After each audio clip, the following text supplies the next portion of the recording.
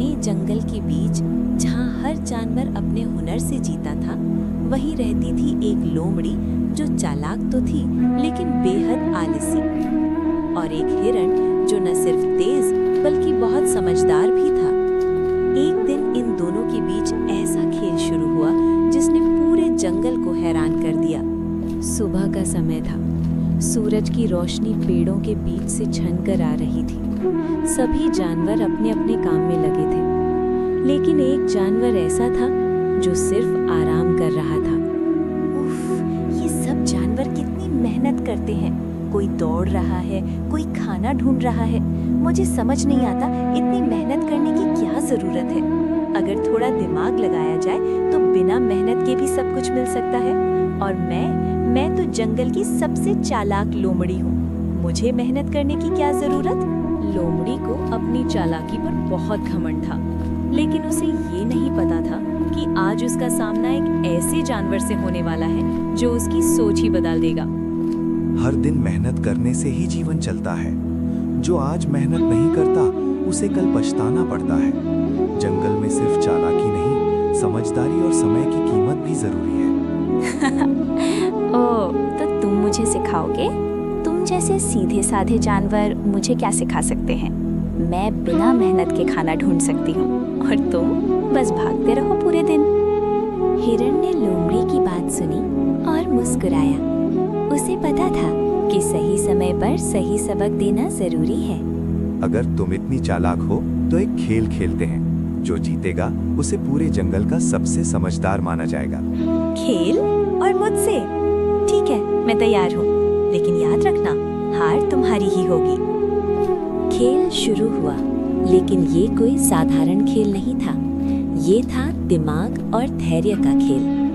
हिरण ने लोमड़ी को जंगल के एक गहरे हिस्से में ले गया, जहाँ बहुत कम जानवर जाते थे।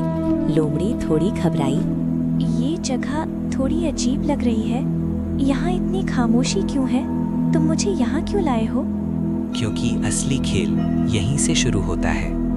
अगर तुम सच में चालाक हो तो इस जंगल से बिना रास्ता भटके बाहर निकल कर दिखाओ।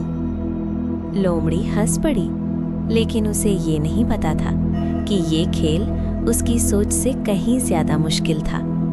जैसे जैसे समय बीता, जंगल और घना होता गया। लोमड़ी रास्ता भूल गई।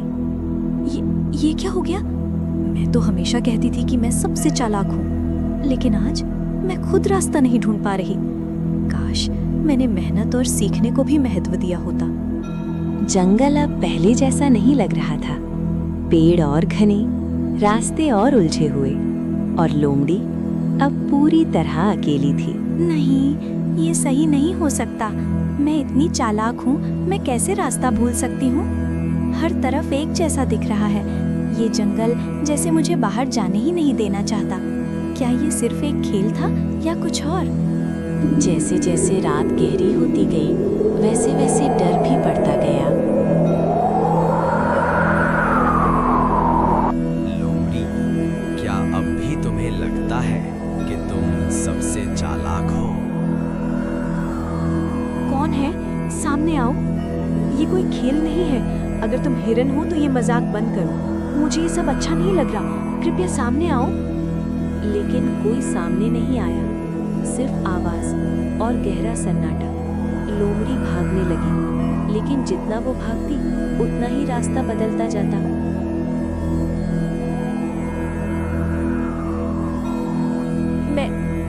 मैं हार गई। ना मैं चालाक रही, ना समझदार। अगर कोई है तो मुझे बाहर निकालो।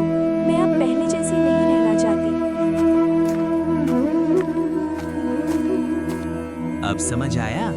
ये जंगल हमेशा से ऐसा ही था, बस तुमने कभी इसे समझने की कोशिश नहीं की। तो ये सब तुम कर रहे थे? ये आवाज, ये रास्ते बदलना, क्या ये सब तुम्हारा प्लान था या इस जंगल में सच में कुछ और भी है? हिरन ने कोई जवाब नहीं दिया, बस मुस्कुराया, और यही मुस्कान सबसे बड़ा रहस्य बन गई। मैंने सिर्फ तुम्हें यहाँ तक लाया, लेकिन रास्ते जंगल खुद बदलता है। ये जंगल सिर्फ उन्हीं को रास्ता दिखाता है जो धैर्य और मेहनत समझते हैं। अब मैं समझ गई, ये सिर्फ एक खेल नहीं था, ये मेरी परीक्षा थी और शायद ये जंगल सच में जिंदा है। उस दिन लोमड़ी बदल गई, लेकिन एक सवाल हमेशा बाकी रहा। क्या ये सब सिर्फ हिरन की चाल थी या सच में जंगल में कोई अनजानी शक्ति है?